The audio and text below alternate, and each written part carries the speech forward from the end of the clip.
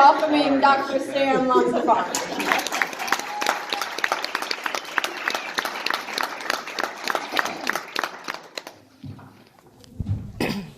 Some Steelers fans. Well, welcome. Thank you for that warm welcome. I really appreciate it. This is very exciting for me. When Dr. Wynn asked me to be the keynote speaker, I was completely overwhelmed. I was like, oh my God, this is great. This is a great experience and a great honor to be able to do something like this.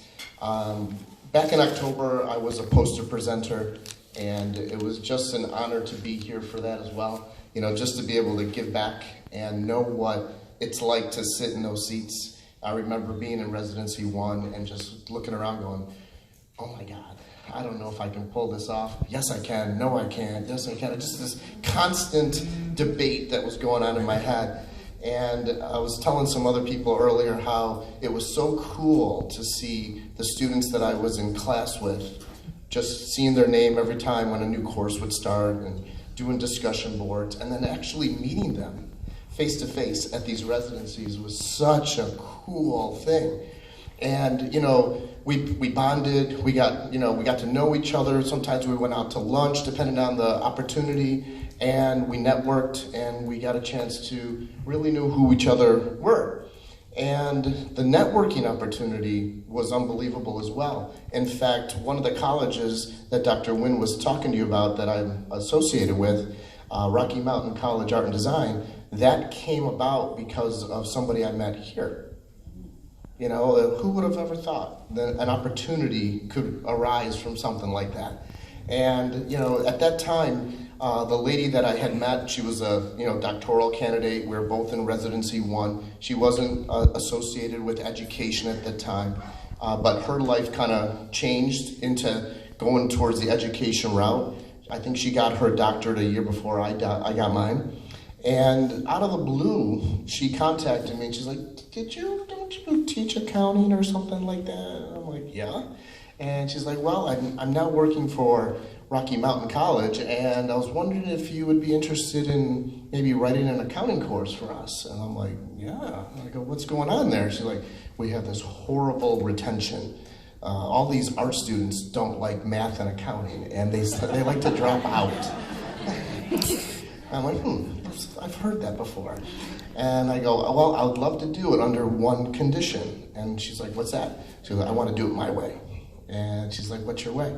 I go, well, if we're going to do these online college classes, I want to be able to introduce some live classroom sessions so students can actually attend them, and if they can't make them, they can watch the recording.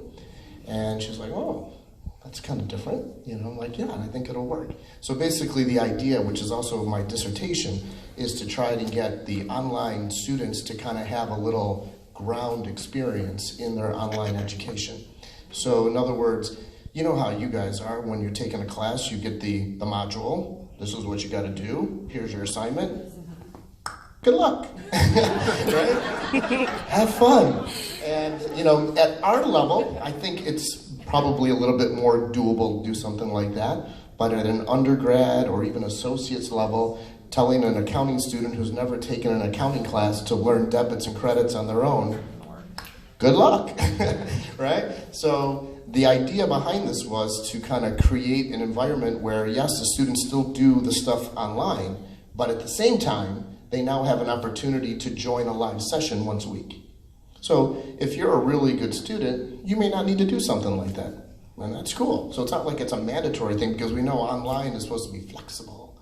Don't put me into a pigeonhole, I don't want to do that, right? So the idea was originally kind of tough for a lot of online institutions to kind of grasp, because that's the whole point of online, to be flexible. Not making a student go to a certain class at a certain time and all that kind of stuff. So make it optional, and the students that want to participate, they can. And if they don't want to participate, they don't have to. And what we discovered was this, prior to the study, there was only about a 27% retention rate for these students in accounting, trying to teach themselves. And after we introduced this live session, and by the way, if they couldn't make the live session, it was recorded, so they can watch it at a later time. Basically, bringing the YouTube generation concept to the online environment, because half the time people do that anyways, right? I mean, I lived on YouTube and, Google and all those other areas for so many different subjects. And including a couple times I had to Google something or go on YouTube to help me with a doctoral thing. I'm doing something in Excel, which I'm really good at, but then also on one assignment I had to do a pivot table. The heck is a pivot table? I've never had to use that before. Thank goodness for YouTube. That was like 8 years ago or something like that. Can I do a pivot table now? No.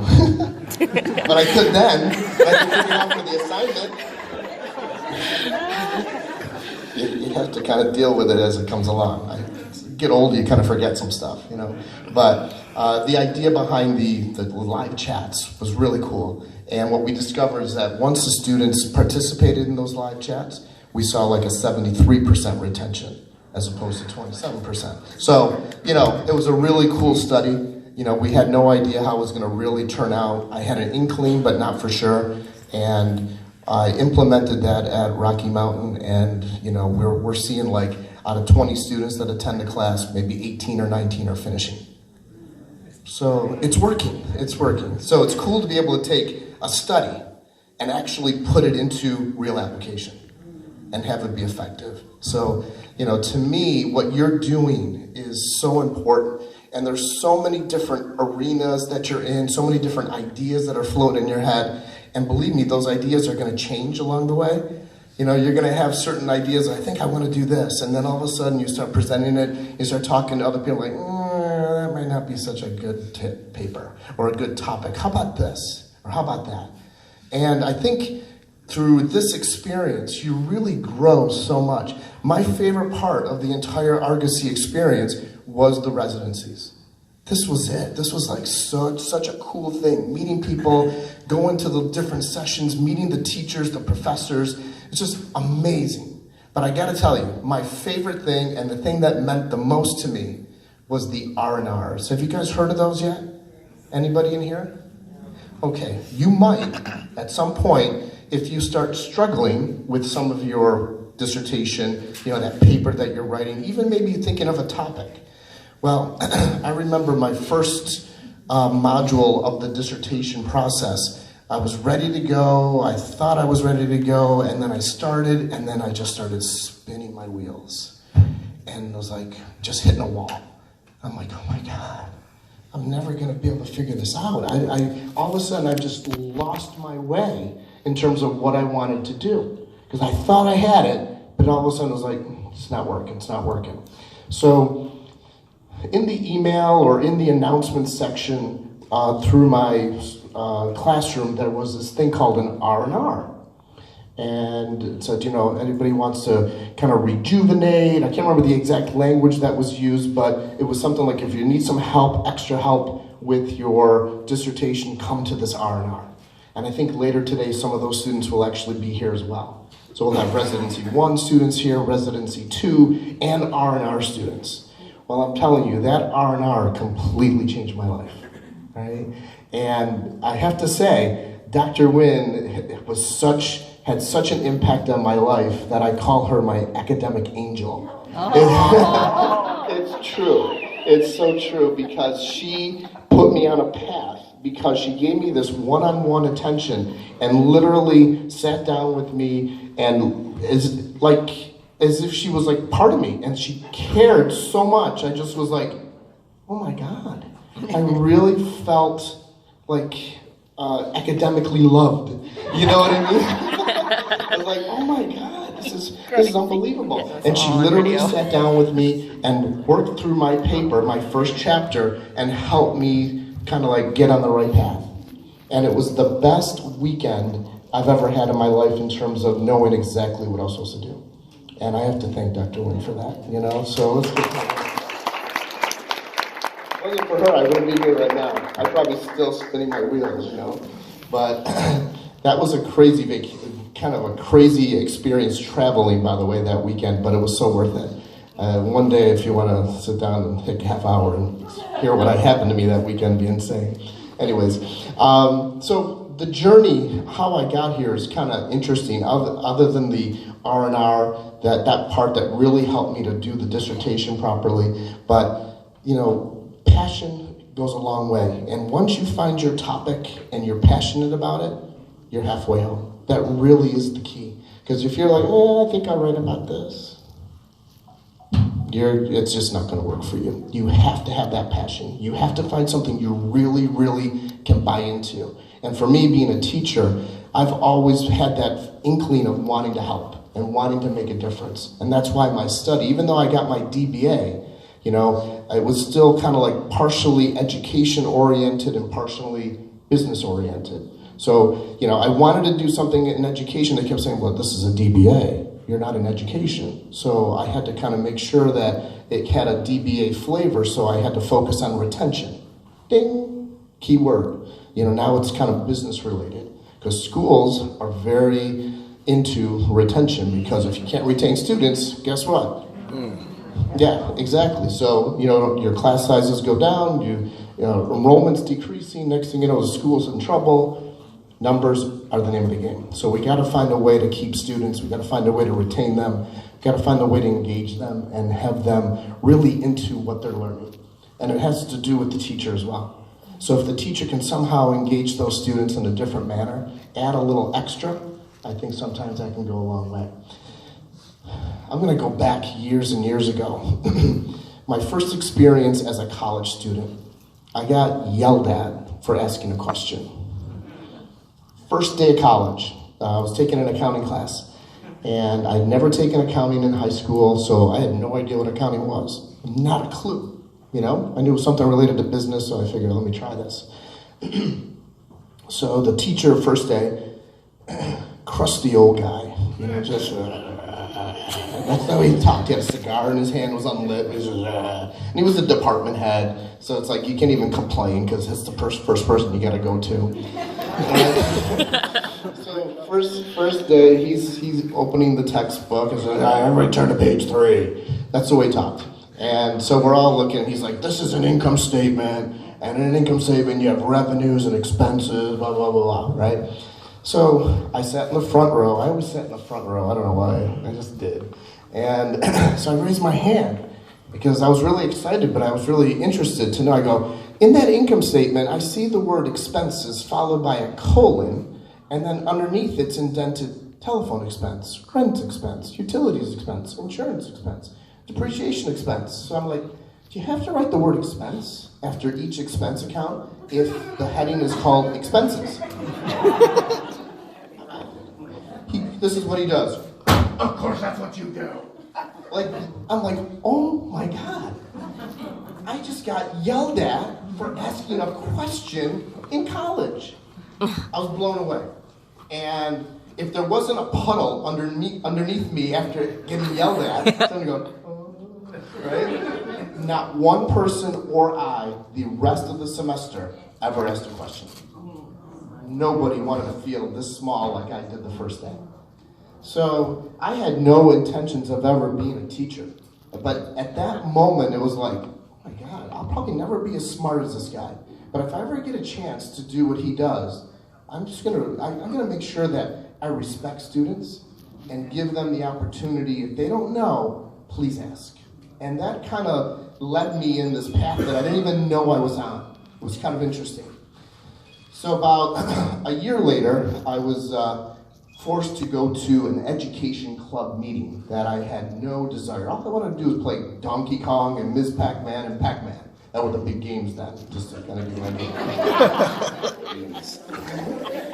And my girlfriend at the time, who ended up becoming my wife. Not me. But, of course. But anyways, throw that. The bet we take.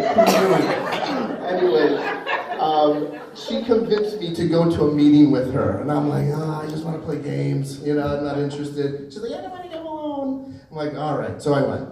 So I sat in this meeting of this education club meeting, and it was all these alumni teachers that were coming back, that graduated from Lemoyne College, and they were talking about their experiences as high school teachers. So I'm sitting there listening to each one. It was like a panel, like 7 or 8 teachers. And the last person was an accounting teacher who had graduated from the college. And all of a sudden, my ears really perked up, and he started talking about his experience as, going to school and struggling with the accounting program, like me, at the time. But at the same time, he found this excitement of teaching. And by the time he got done speaking, my life changed. For the first time, it really changed because I still get goosebumps. The hairs on, it's crazy because I can still remember going,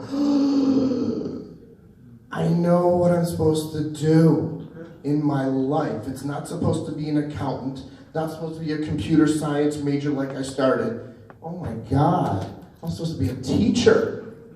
I'm gonna be poor.